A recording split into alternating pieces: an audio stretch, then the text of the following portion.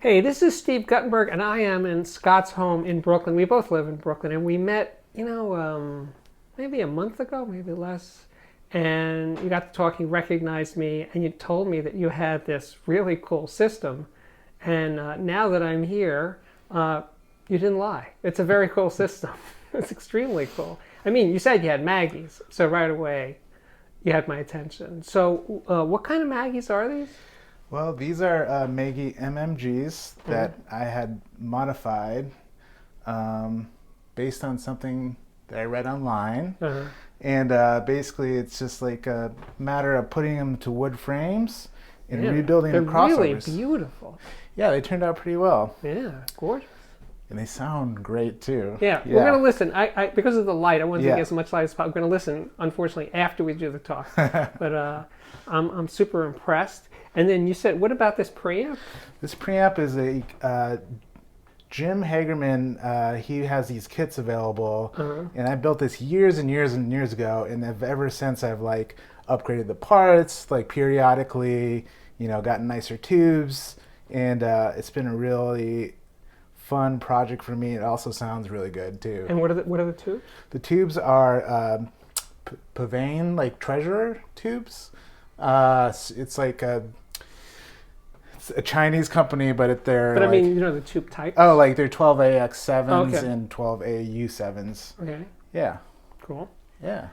And then the turntable? The turntable. This is a well-tempered simplex, and this is a really engineered, fascinating table. Like it has, you can see a golf ball that it uses for the pivot point there. Right. Yeah. That it's dunked in silicone fluid. Right. And it's also hanging by a thread, literally. It's hanging by a thread, yeah.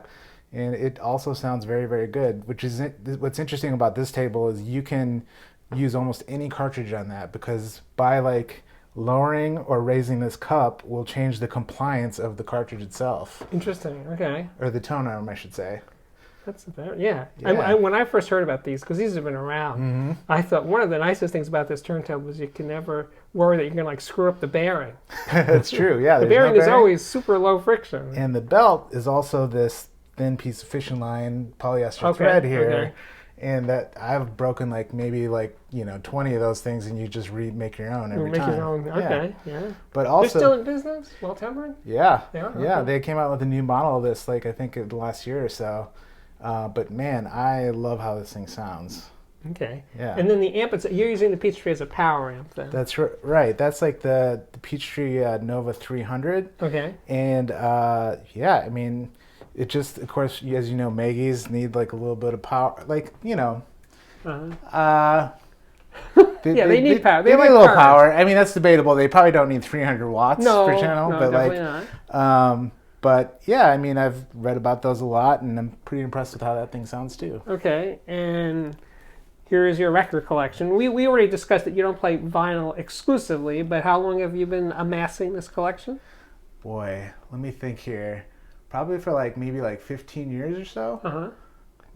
Yeah, I would say at least 15 years. What kind of music are you into? So I would say my music that I like to listen to is evolved quite a bit because of records. Okay. So that's interesting. yeah, so I think it really got me into jazz, which I never was normally into, and all sorts of music really. There's a lot of new stuff, there's a little bit of hip hop maybe, a lot of indie stuff, but it's just a really wide variety of music. I don't really That's cool. Yeah, I don't really. Where do you get it? It's a mixture between getting it's fun to do hunting for records, looking for new stuff. And do you go to Black Gold Records? It's I do go to Black Gold, and also Almost Ready Records is a new one that popped up in this neighborhood. Oh, really? Too. Oh, so where is it? You should check that out. Let me know. Where is it? I can't tell you the address exactly. Tell me the name again. It's called Almost Ready Records. Okay, that's a good name. And it's only maybe 6 blocks away from Black Gold, really. Oh, okay. Yeah, on Court Street. It's past, so if you're going towards the... That's all right, we don't want more people. Yeah. They're not here. Right. Not in Brooklyn, okay. Yeah, but I've been going there a lot lately, so that's a good neighborhood place, and that's what's fun about vinyl too is just finding a neighborhood record store, yeah. you know. Yeah, And then every once in a while I'll buy something off Amazon too. But I do that. Yeah. Definitely. If you're something that's hard to find or like directly from. And you're not anal about being a pure all analog recording. I mean, not necessarily. I mean, like it's nice when you can get that. Like if something is recorded that way. But I don't know. I've heard stuff that surely has been recorded. Like most stuff is probably recorded digital now. Oh, now, definitely. And it still sounds so good on vinyl, you know. Oh, what's the cartridge? Not that I can The see. cartridge is this is a Soundsmith. Oh, really? Yeah, Soundsmith Zephyr MK3. So that's actually pretty new. It's only like maybe 3 weeks old. Made in Peekskill, New York. That's right. Yeah. It's very cool. Yeah, and the reason why I was excited about that is because I had a moving coil cartridge before that required like a step-up amplifier, and this cartridge is moving iron, and so it has enough output to like go straight into the moving magnet input in the back of the preamp. Cool. So just wanted to simplify it. Yeah. Right. That adds to the whole allure. Yeah. So you're married. I am married, yeah. And how does your significant other feel about this invasion? She's been very understanding about these giant speakers in her place, but she really likes it. I mean, she Take likes her to my house. She'll feel a lot better. Yeah, she likes she actually had a little vinyl collection when we met, nice. So she was like into it. I wouldn't say she's like maybe into it as much as I am, but she definitely enjoys it. Well, that's cool. So she appreciates it. She appreciates it, cool. Yeah. I try not to get it like too out of control over here too. All right. Yeah. Well, it's I always say this audiophile thing is a journey, and some people just want to get to the end really fast, and some people it's like getting there is the fun of it. I think actually. Yeah, definitely. Your tastes change in music as you go by, as years go by, and your taste in equipment sometimes does as well. So. Definitely. One of the things I learned from doing my videos is how many people who watch them never get rid of any of the stuff that they own. They live in houses, not tiny Brooklyn apartments like you and I do. Right. But that they just say, nah, I'll just keep it out. It's too hard to sell. I'm not going to get enough money. They put them in the closet in the attic or something. And that's so cool to me as someone who could never do that. I mean, if I had every piece of equipment I ever owned, I wouldn't be able to enter my apartment. I had so much stuff. Then other people can enjoy that too. You can sell it. Somebody else kind of pay it forward a little bit. Right? I said to those people, I said, if you don't want, you could give it to your cousin or somebody you work with or your young niece or nephew, get them into it. Totally. I do have an evangelistic desire to spread the audiophile, way. Yeah. And and obviously it's not literally selfish for me. I don't get anything out of it really, but that I think it does come down to,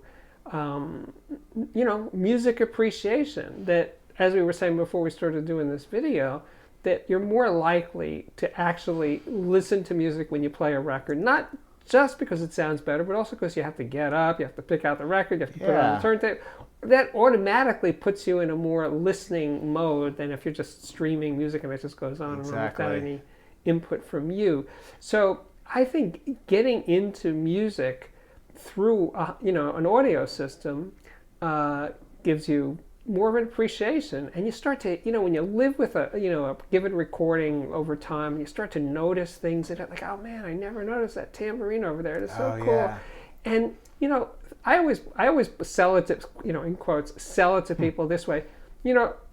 Not always, but the band and the engineer and producers that made that record, they put a lot of work into all this stuff that most of the time most people don't even notice is there, right? Yeah. And they work really hard about trying to make it all work and fit and be musical.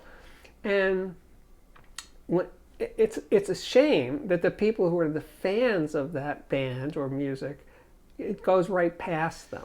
Because they're on to the next thing. Because they're on to the next thing. And I think that if it was worth the effort of doing it in the first place, I think it should be worth the effort of the fans. And I'm not saying any old person, but the fan of the band. Agreed. To give some attention to that. Right. Just, and I suggest other people do the same thing, is just say to people who are not, audiophiles, Could you consider just taking some of your favorite music and playing one or two songs with your eyes closed and just don't multitask, don't do anything else, and see how that, if that works for you, you know? Do you get anything more out of the music by paying attention to it? That is the primary question. I mean, I find that that's like a way that I almost meditate. I think of it as meditation sometimes, like sitting down, not doing anything else, just like imagining where these like instruments are in the room or something like that, and then hearing like something that surprises you and just like getting a little bit of that chill or something like that, and you just like notice something. And I think that's the other thing that I really like about vinyl too, is just like the fact, I think you and I were talking about that before, is like just discovering a new, every time you put it on, it's almost like you discovered a new part about it. Yeah. And it's so pleasurable, and like I don't know, and especially if you're moving, it's the biggest pain to like pack up records all the time. It's not convenient, but man, I love it. It's so great. It is. Well, I hear some sirens. You know, people comment about the sirens in my videos all the time. I live on Court Street, which is a really busy street, so there's a lot of noise. And if I close the windows, even in the wintertime, my apartment gets too hot. So when I'm not actually listening to music, I do open the window. It's a good way to control the temperature in your apartment, yes, right? Sometimes that's how you have to. It's very organic. Right. Control. Anyway, thanks for inviting me into your home. Absolutely. Thanks for coming over. And I'm so glad we met, and we will continue. Anyway. Okay. So in closing, I must say, I am Steve Guttenberg. I am the Audiophiliac. This is the Audiophiliac Daily Show. Please come back often. And maybe I'll run into you guys out there in video land and YouTube land someday, and I'll make a video with you. See you soon.